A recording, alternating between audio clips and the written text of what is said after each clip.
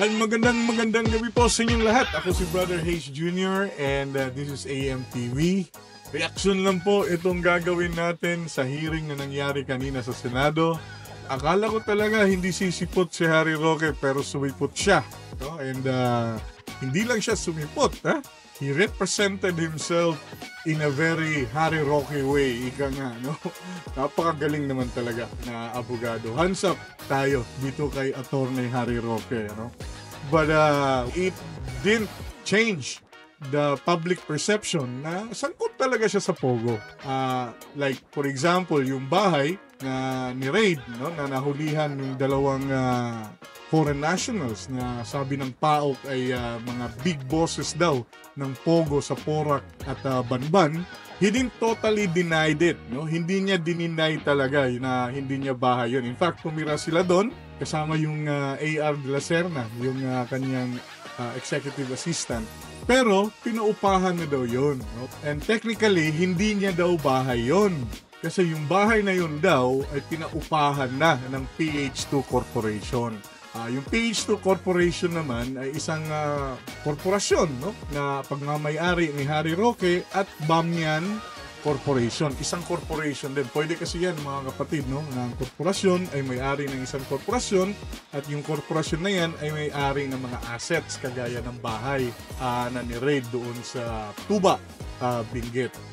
So sabi ni Harry Roque, hindi akin yan. Well, technically, sa kanya rin kasi may interest siya sa korporasyon na yun. Pagmamayari ng PH2, na pagmamayari ng Bamyan Corporation, na silang mag-asawa, no? Asawa ni Harry Roque at siya, at yung AR de la Serna, ang mga incorporator din. No? So technically, hindi personally sa kanya, no? Kundi ang pagmamayari nun ay, of course, yung mga korporasyon na sinabi ko. But anyway, maaaring makakalusot pa rin siya doon, no? Kasi sinabi niya, of course, pinaupahan niya, may lease agreement yun, so wala siyang control sa property kung sino yung patitirahin doon, no? And tama nga naman, no? Kaya legally wise, makakalusot itong si Roque dito eh. Ganito kagaling itong mga abogadong ito eh. But kung iisipin mo naman, sa dami-dami ng bahay sa Benguet or sa buong Pilipinas, doon pa talaga tumira itong mga pinaghahanap ng PAOK na mga personalidad, na mga foreign nationals na involved doon sa Porac Pogo Hub at Banban Pogo Hub. But anyway, ang galing ni Roque eh, no? Ang galing niyang magrason, no? May dala-dala pa siyang mga dokumento, no? Denying na hindi niya nilakad yung Lucky South 99, kundi tinulungan lang daw niya si Cassandra Leong na isang representative ng korporasyon, yung Whirlwind, no? Na service provider di umano sa mga Pogo na kagaya ng Lucky South 99, yung illegal na Pogo. So maaaring legally lusot pa rin siya doon, but hindi makakaila, no, na yung Whirlwind, si Cassandra Leong din yung may-ari at yung Lucky South 99 naman ay si Cassandra Leong din yung may-ari. So of course, dininay ni Roque yun na hindi niya alam, no, na sangkot si Cassandra Leong doon sa Lucky South 99. Ang alam lang niya ay representative siya ng korporasyong Whirlwind. No? So napakagaling eh, no? Lahat ito ay may lusot. Pero again, hindi makakaila na nilakad pa rin niya ang isang illegal na Pogo na ni-raid na noong 2019 dahil sa human trafficking at mga akusasyon, no, ng scamming at kung iba-iba pang krimen. So, yun, no?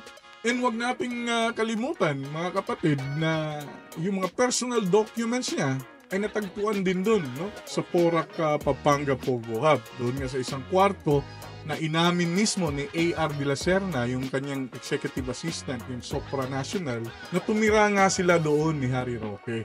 Kaya andun yung mga personal banking documents nila. And sabi ni AR de la Serna, libre lang daw siyang pinatitira doon, no? Ang bait naman ng mga Pogo Hub na to. Libre daw siyang pinatira doon kasi siya nag-aaral ng pagkapiloto sa Pampanga.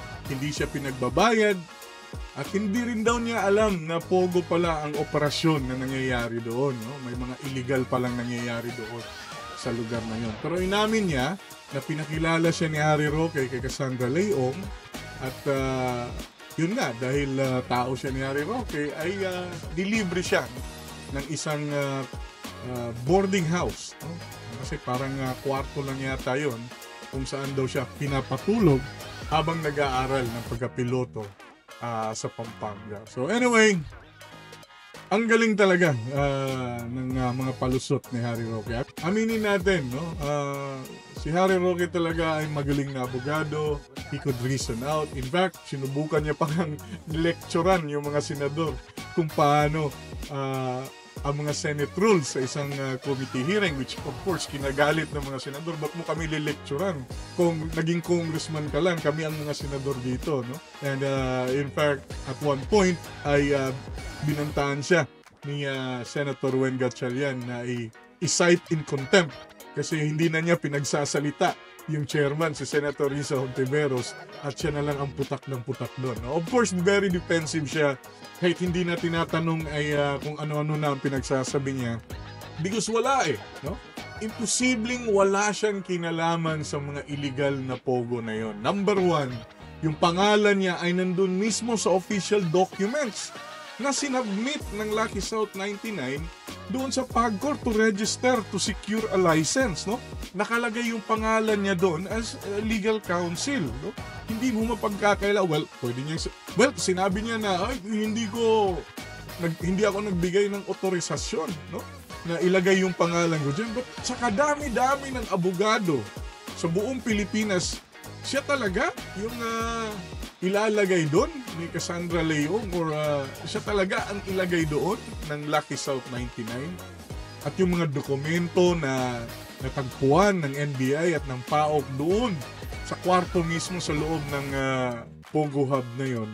Plus ito nga recently sa kadami-dami ng bahay sa buong Pilipinas, sa bahay niya pa mismo, well technically hindi sa kanya pero sa korporasyon na isa siya sa nagmamay-ari at ang pamilya niya, ay doon natagpuan itong dalawang persons of interest na may kaugnayan nga sa operasyon doon sa Pogo Hub. So, yung mga reason ni Roque talaga, legalistically, tingin ko, ay valid, no? Because again, yung bahay, although tumira siya doon, although kumpanya niya, yung may-ari, pwede pa rin siyang maghugas ng kamay. Hindi naman niya personally nakakapag-decide kung sino yung patitarhin doon. But sabi ko nga, no, sa kadami-dami ng bahay sa buong Pilipinas, bakit doon pa natagpuan itong dalawang persons of interest na related nga doon sa mga Pogo operations sa Porac at sa Banban, Tarlac. So, anyway, ganun yung buhay mga kapatid, no? Pag ikaw ay mayaman at nakaka-afford ng mga galing na abogado or kagaya ni Harry Roque na isa talagang magaling na abogado, ay kaya mong lusutan, no? Yung lahat ng illegal o mali na ginagawa mo. I'm not saying na ginawa talaga yun ni Harry Roque, but sabi ko nga, we may not have the facts, pero alam naman natin, no? Napaka-imposible na wala siyang kinalaman dyan o wala siyang koneksyon dyan sa mga illegal na pogo na yan, sa mga illegal na pogo na involved sa human trafficking, scamming, at torture, katulad noong nasa Banban, Tarlac at sa Porac, Pampanga. Well, tingnan na lang natin kung ano pa ang pwedeng gawin ng committee ito, no? Because tama si Senator Risa Hontiveros, hindi sapat na matigil lang itong pogo. Kung hindi, dapat talaga mahuli din itong mga opisyal ng gobyerno na nasa likod nitong mga illegal na pogo na ito. Kasi kung hindi, mga kapatid, kung hindi, ang pagban ng pogo ng Presidente Marcos, ang tatamaan lang yan ay yung mga pogo na wala namang illegal na ginagawa. Kasi itong mga illegal, magtatago lang ito uli. Kasi nagigirilla operations lang ito sila Maghahanap sila ng isang lugar, isang subdivision na hawak ng isang makapangyarihan na tao. And that's it, no? Pwede nilang gawin uli yung mga ginagawa nila before na bulgar itong mga karumal-dumal na mga krimen na ginagawa nila. Magtatago lang uli ito. At kung hindi mahuli ang mga tao, malalaking opisyal ng gobyerno na nasa likod, no, ng mga sindikatong ito, hindi po mawawala itong mga ganitong klaseng scamming farm or mga ginagawa ng mga illegal na pogo. And I hope no? I really hope na may managot dito, no? Kasi may hearing dyan sa Kongreso, may hearing dyan sa Senado, tapos whole of government approach pa daw ang ginagawa nila dito. Pero kung hanggang pag-ban lang tayo at pag-deport noong mga involved na mga foreign nationals at hindi natin mahuli at maparusahan itong mga malalaking opisyal ng gobyerno na nasa likod ng mga sindikatong ito, wala rin. Magpapatuloy lang din yan, no? They might go underground na lang, no? Yung guerrilla operations and continue yung mga ginagawa nilang kabalbalan. So yun po, yung reaction natin dyan. And hindi pa daw ito tapos eh. Sabi ni Senator Risa, I think they're really trying to apprehend itong si Alice Guo at Cassandra Leong. Kasi totoo naman, kung ito si Cassandra Leong at Alice Guo ay maaresto ng Senado at iharap uli sa hearing, they can be compelled, no, na ituro kung sino yung nasa likod nila. Kasi sila ang mananagot dito eh. No? And dapat talaga mahanap sila. Kasi sila mismo yung makapagtuturo at magpapatunay kung sino itong mga tao, malalaking tao sa gobyerno na nasa likod nito. Kasi imposible pong walang nasa likod nito na ma-impluwensyang tao. Napaka-imposible po. Ganun kalaking mga pogo hub, ganun kagrabe at karumal-dumal yung ginagawa nilang mga illegal na activities. Imposible pong walang nasa likod niyan. No? At imposibleng walang kumita dyan. So tama, no? Hindi sapat na maban lang yung pogo, hindi sapat na i-deport lang natin, kasuhan at i-deport lang natin itong mga operator. Dapat talaga hulihin din yung mga malalaking opisyal na nasa likod nito.